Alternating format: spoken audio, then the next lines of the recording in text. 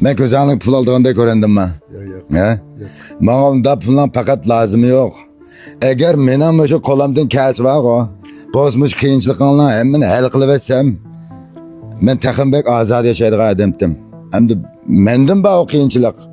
Sizde ba kıyınçılık mendim ba.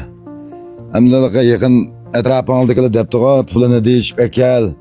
Sana tavızını sitişpese neç pul verirken de ben bir şüphen çıkırıp koyğam abi braderimizin tavuzu varken setüteyle dep. Belki bilmeydik Allah. Ya ki bizim başka oylaydık Allah bu rıdı için bu kanal takma adam tap kavşaydı deyiş mümkün. İşte dep oylaşanlar mümkün. Ama menen nurga işim var adam. Ama oturup üyemini satsam buludu. Ma braderim 2 günden 3 günden gep kıldı. Kelsanız bir körşeyle müşteri bir tavuzu çıkandımda bayına yatır dep bir yeri var. Ondan nurga adam bilmesi mümkün. Yatır diye adam ben 22 yaş vaxtlarımda kömə taşıttım dep verdim bu aşağıda. Sizin ajıttın xan çıkıdığı terek meykan deyimiz, yatır xan deyimiz, meç xan deydiğen bir xanlarımız olduğun. Bapansen başında şu anda kömə taşıttım ben. Hem sizin beni edim etip, işinip gep kıygan diken mi yargımımı keldim. Hem candajlık, terekçilik deyip bu braderimden ama neci balanlı basın lan? Çıkkı bala. Ma tavuzunu körsütün ha.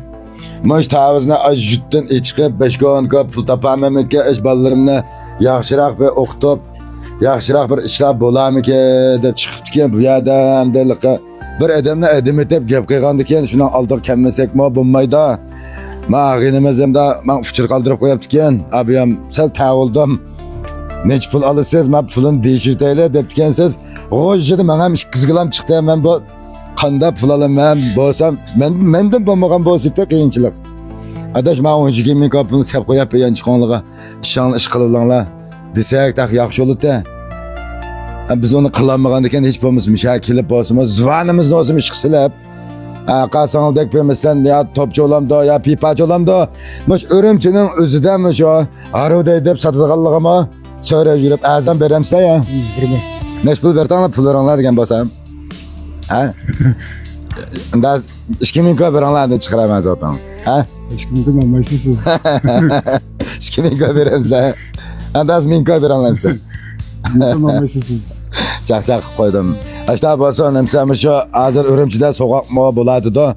Ben sokakta çıkıp ticaret kılışma ters olup gitti. Sokak emdime kayığı böyle pulvalığa bek romantik peyze istiyorluğunu belgen bilen ama bizde sırt ticarında açlık kıldığın küllük gidip yediğinliğe fakat tetimeden de kayığım koy yol doğru mu ya? İşte ticaret kılıvatkan ballı bolsanlar, yana terişivatkan sokak demek. Gıcıt ayrım kanıqa kaya balından körüşürüp koyamı ne deysiz? Numurlama evet firma özellik körüşüp, sınlamışanlı iş olsa mabandan işime şolap kalsın. Emse açta bolsun.